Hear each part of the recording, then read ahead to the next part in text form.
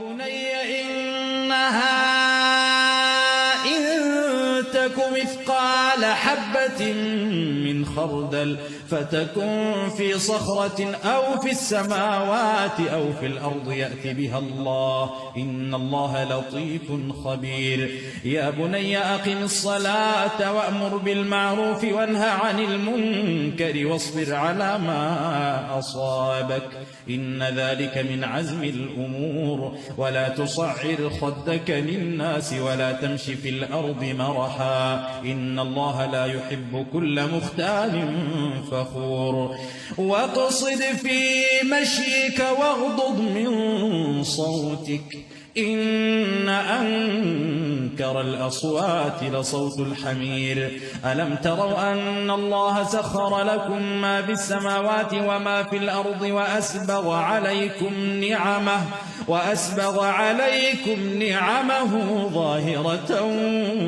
وباطنة ومن الناس من يجادل في الله بغير علم ولا هدى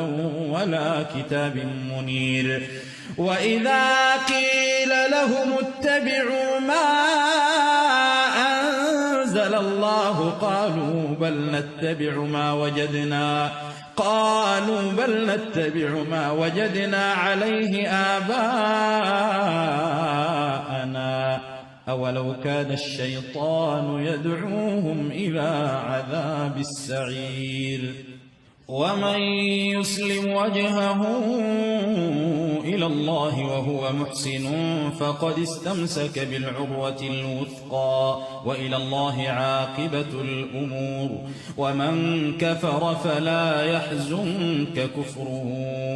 إلينا مرجعهم فننبئهم بما عملوا إن الله عليم بذات الصدور waxaad la murugoonaysaa waxaad ilowday nimcooyinkii rabbi subxaanahu wa tacaala kugu manaystay waxaa murugada kugu keenaya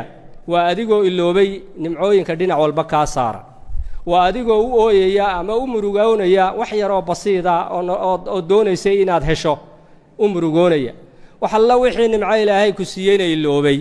haddaba si aanad u murugoon tadakar ni'amullaahi calayk nimcooyinka ilaahay kugu manaystay xasuuso dhinac walba kaa xiga xagga gadaal kaa xiga xagga hore kaa xiga dhinac midig kaa xiga bidix kaa xiga ilaahay wuxuu ku siiyey sixug caafimaad buu ku siiyey amni buu ku siiyey ilaa awlaad buu ku siiyey risiq buu ku siiyey zawjad buu ku siiyey waxaasoo dhan oo nimco yani waxa weeyaan inaad xasuusato weeyaan waxa ilaahay ku siiyey lixaadkiibu ku dhamaystiray waxaasoo nimco inaad xasuusato weeyaan waxaad ogtahay haddii miyay kula fududahay inaad adigu wax aragto iyadoo dadka qaar ay indhalaa yihiin miyay kula fududahay inaad wax maqasho iyadoo dadka qaar ay dhagalaa yihiin miyay kula fududahay inaad lugahaaga ku socoto oo adimadaada cuskato iyadoo dadka qaar ay lugalaa yihiin miyay kula fududahay inaad habeenkii seexato hurdada ka bogato iyadoo dadka ay qaar hurdada loo qadhaadheeyay xanuun haya awgeed miyay kula fududahay inaad cuntada macaansato oo adigoo macaansanaya aad cunto iyadoo oo dadka qaar cuntada loo qadhaadheeyay xanuun haya awgeed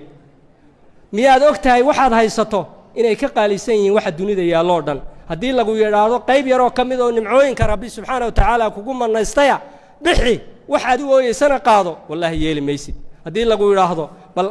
bal araggaaga keen oo waxa weeyaan waxa dunida hanti taallana qaado